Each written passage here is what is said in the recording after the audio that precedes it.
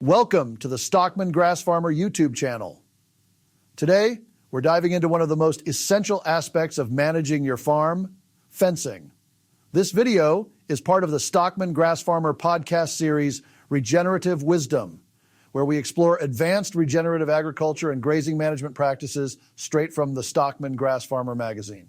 In today's episode, Permanent Fencing Options by Brandon Mitchell, we'll be comparing the pros and cons of barbed wire, high-tensile electric, and field fence. Whether you're containing cattle, goats, or hogs, this video will help you choose the best fencing option for your specific needs. If you're looking to improve your farm's efficiency and animal safety, stay tuned and don't forget to check the description for links to our magazine, live events, and exclusive specials. Permanent Fencing Options by Brandon Mitchell, Waynesboro, Tennessee.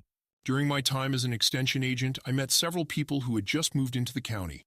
Being one of the greenest counties in the state, many wanted to move here and be involved in agriculture. In one instance, a man came to the office with questions about cattle. He asked if cattle had to be fenced in or if they could free range.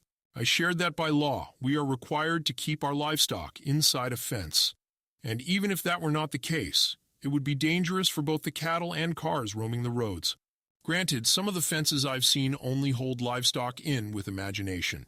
But as the saying goes, good fences make good neighbors. There are essentially three types of permanent perimeter fence you should consider: barbed wire, high-tensile electric, and field fence. Of these three, barbed wire is by far the most popular, due in part to its ability to satisfactorily keep cattle in place. Partly, I suspect its popularity is due to its 150-year history. It holds animals in by the sharp barbs that make it like walking through a wall of thorns. This wall of thorns, however, is nothing more than an obstacle maze to a group of goats that will go under or through it, just like deer. Here the field fence, also called net wire, stands out. As smaller animals try to go through, it acts like a net and catches them, most of the time. The third and newest option is high-tensile electric. It offers some unique advantages and disadvantages over the other two types of permanent fence. But is it the best of the three? Maybe, maybe not. Let's break it down. Cost. From a cost perspective, field fence is the most expensive. Your post spacing is the same, or closer than with barbed wire, and the wire is more expensive than barbed wire per linear foot.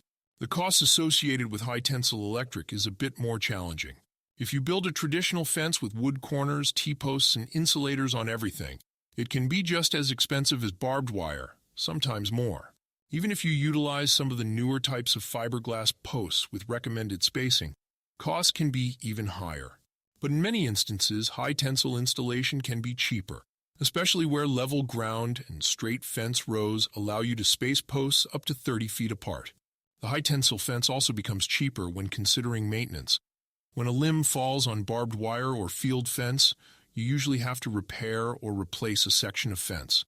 With high-tensile electric, often you do little more than remove the limb, and the fence pops back into place.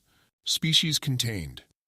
Barbed wire is the standard cattle fence, but it tends to be problematic with other species unless electric wires are added. Field fence can work well with goats as long as it is tall enough to prevent jumping over. It also works with hogs, though rooting up the fence and going under can occur. High-tensile electric can work for all species, but the animals typically must be trained first. This is especially true with goats. Yes, I mention goats a lot, and yes, there is a reason for that. One downside to electric wire is you can't train animals trying to come in. Yes, many get deterred with a strong shock, but if an animal makes it halfway through before being shocked, they push through and get inside the fence. It can also be problematic with weather. When I worked retail agriculture, I knew we would get several electric fencers brought in for repairs whenever the rains came. Some blew fuses, some blew circuit boards, and some just blew up. From the time the fence was damaged until it was replaced, the fence was off. Very few producers had a backup fence charger that could quickly be hooked up. In fact, one producer called just after our 8 p.m. closing. He was nearly an hour away and wanted us to stay open. Per management, I couldn't, but didn't feel too badly for him.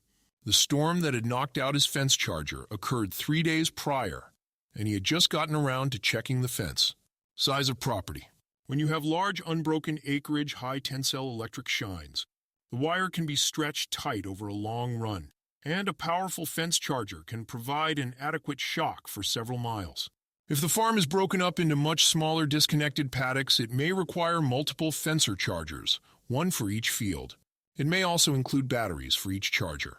In the smaller fields, barbed wire or field fence can often serve as simpler options. Rotational practices. The best way to separate a large field into smaller bite-sized pieces is to hook a strand of wire from one side to the other and electrify it. High-tensile is great here as electricity around the perimeter is always available. With barbed wire, you can run an electric wire around the perimeter, offsetting it on the inside with insulators, but that is extra wire, insulators, and labor. The same can be done with field fence, but the extra costs are the same. If you don't have large fields or if you have natural pinch points to separate fields, then you may not be using electric wire to separate paddocks. I have some pinch points where the perimeter wires are no farther apart than the width of a gate, so instead of using electric wire to divide the paddocks, I use a cattle panel as an interior gate. Fencing ability. Unless you're paying for custom work, barbed wire is the simplest to install. Attach the barbed wire to one post, roll it out, and stretch until tight. Attach the other end, staple wood posts, and attach wire clips to T-posts. Field fence is essentially the same process, but you're pulling a lot more fence all at once, which lessens the strain on each horizontal strand. And several brands of field fence use sliding knots, which start to give when the fence is pulled tight. In the end, many amateur fence builders find it more challenging than standard barbed wire construction. High-tensile wire requires a different setup. You'll need some additional tools like a spinning jenny and ratchet strainers. It's not necessarily more difficult once you have the proper tools and experience, but I still believe barbed wire installation is the simplest of the three. Wildlife. Deer can jump over any traditional cattle fence, but like goats often prefer to go under or through. If you're a hunter like me, you may want deer on the farm. Field fence only offers deer the option of going over. When spooked, I've watched deer continuously ram a fence, looking for a hole to escape. I've even witnessed turkeys confused and try to run through a fence rather than fly over. Barbed wire can allow a deer to go under or through, making it a bit more hunter-friendly, but it too can cause problems. Where hunting dogs are used, some nasty cuts can come from barbed wire. It's often worse when field fence is used with a strand of barbed wire on top. As the dog leaps over, it can catch its underside on the barb and make a long and expensive gash.